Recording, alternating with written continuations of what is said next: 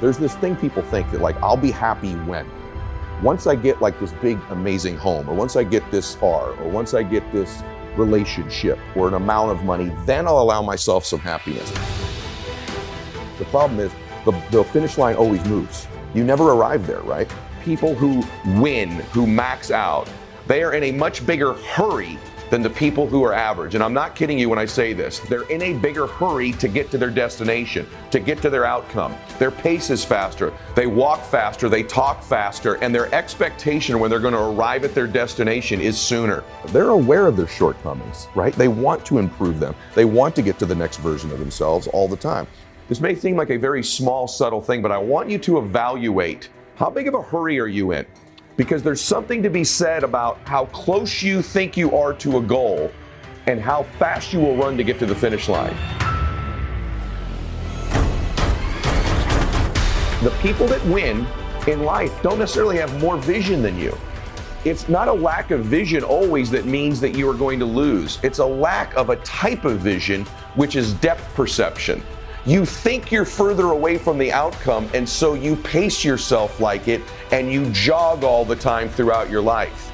The people that win may have a bigger vision, but they have accurate depth perception. They understand how close their goals are, how close their outcome is, and they're constantly in a sprint to get there throughout their day. That means consequently, they get started earlier and they finish later. They get up earlier.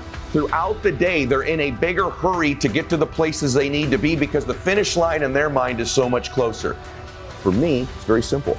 It's the promises that I keep to myself. If I have a habit over and over beginning to stack one on top of the other of keeping promises I make to me, not other people, the minute you begin to get external in your life, worrying about what other people think about you, right? You've lost all control. And it never fills you up. And people's admiration, people's gratitude towards you will never fill you up. It's your own. It's your own inside. And so for me, self-confidence comes from keeping the promises I make to myself. And the other part of it is being aware I'm doing it. In other words, most people don't give themselves enough credit all the time. They're very aware of these 20% things and not aware of the 80. And that's why the dosage is so important too. You've nailed it. It should be 80-20. Because people get addicted to this. I'm not good at this. People don't like this about me. So instead of focusing on the 80 and stacking it up, wow, I did eat what I said I was going to today. I did get up when I said I was going to. I made the amount of phone calls. I treated people in such a way I promised myself. It's not just doing those things. It's rewarding it. It's being aware of it and stacking that up. You do emotions. You don't just feel them, you do them. Joy is an actual action, not just an emotion. We feel a certain joy. There's a certain breathing, a certain movement in our body. The way you move your body is an emotion. You do emotions. And so when you move your body, you can't be in full workout mode, moving your body, running, walking, jumping jacks, jump rope, and be depressed. They don't go together simultaneously because your body doesn't get the connection. I'm moving like I'm joyful. I'm moving like I'm having sex. I'm moving like I'm happy. So the quickest way to change our behavior, our emotions, and our state is with our body. If you and I started out right now and we had a 26-mile marathon to run, right? In our minds, it was 26 miles. We were going to race each other. We would pace ourselves at a certain speed in order to maintain that speed because of the duration of the run.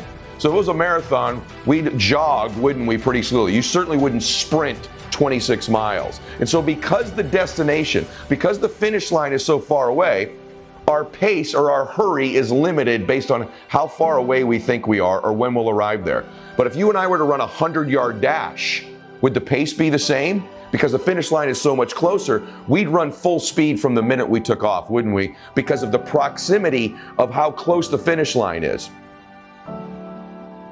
Either you're going to control your time or your time's going to control you. Either you are going to dictate the terms of your life or you're going to be somebody who reacts and responds throughout their life. This is not who you are. This is not what you're about. I don't recognize this person. This is who you are. I'm the assessor of my life, not the assessee. I assess my life. I dictate the terms of my life. I'm not being assessed and I'm not being dictated to by other people all the time in my life. There's been times in your life where the circumstances, the conditions were terrible. You thought you'd never get out of it. You're never going to eat again. Well, guess what? You ate again, didn't you? And you heated your life back up to that same place again. So you've proven this over and over in your life, haven't you? So have I, so has every single human being. The governor on our life, the regulator of our life, is our identity, which is the internal thermostat that sets the temperature for our life. The best people I know have a focus on the future and use their time in the present.